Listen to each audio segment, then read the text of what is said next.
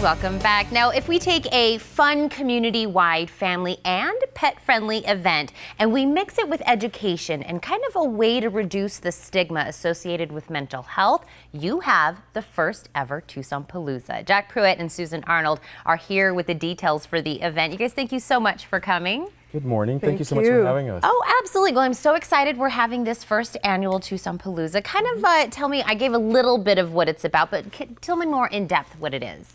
Well, the theme this year is, and it's the first annual in Tucson, is what's it all about? So, which is perfect because I think there's one of the reasons that we have a stigma associated with mental illness is because people don't know what it's all about.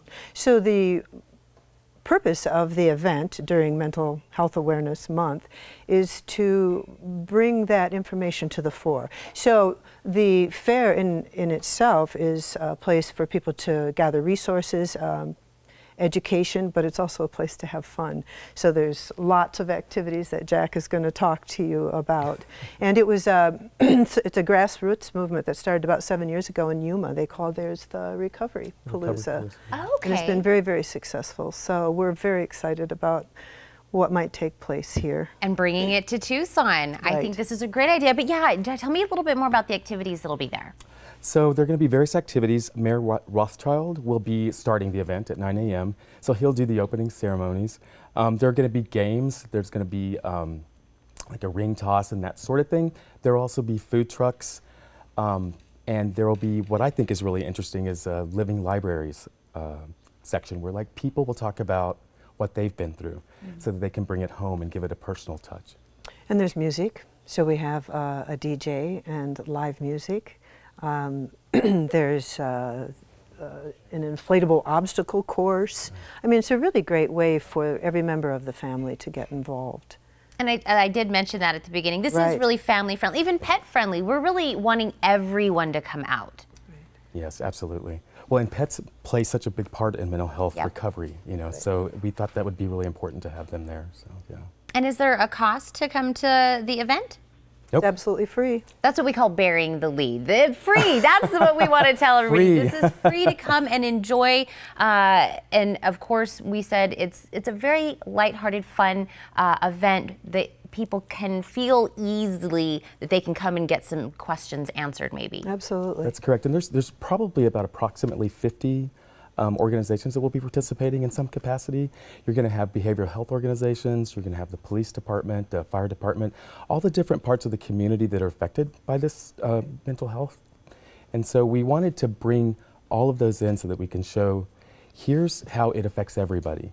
Because when we show that it affects everybody, then what happens is the walls come down and people are more likely to get help and try to get those tools that they need to get through whatever it is they're going through. So is that what we're really hoping to achieve, and obviously hoping that this will become an annual event that we can continue this dialogue? Well, yeah, because you can't really deal with the illness unless there is dialogue. And so the more that you have of that, the more clarity people get, the safer they feel about asking for services. I mean, 1 in 5 people suffer from or experience some sort of mental illness in their lifetime. 1 in 25 have a serious mental illness.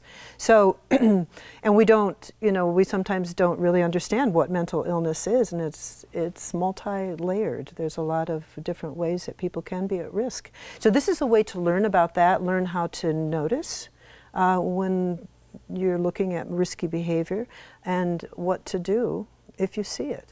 So it's really... Yeah, it's interesting. I mean, there's some really interesting topics that I didn't think about when I was like looking at some of the research, and that is like some of the issues are like shopping. I mean, that can be a problem, like if you shop too much. I mean, I thought that was a really interesting one. Compulsive disorder that like prevents people from functioning day to day, that sort of thing. I mean, there are a lot of different areas that it covers, and some of it's temporary and some of it's not, but we want to make sure that people understand where the tools are and how they can get assistance. And this is the perfect atmosphere to do this in. I love that all the agencies are coming together. I love a collaboration. I love that this idea is coming all the way here to Tucson, and we're lucky that this is going to be available to us. So I'm going to remind everybody where and when and all the nuts and bolts of it, but thank you guys so much for coming in. By the way, the organization, we work for HOPE. Yes. So we want to make a plug for HOPE. It's a peer-run organization, a specialty provider in the Simpatico network. And so basically we have groups, we have a criminal justice program where we help people that are coming out of the criminal justice area. What are some of the other ones, Susan? We have a day program so people can drop in and be involved in activities. They can also get services, outpatient services. So we're one of many who provide services in this community, and people have an opportunity to check us out.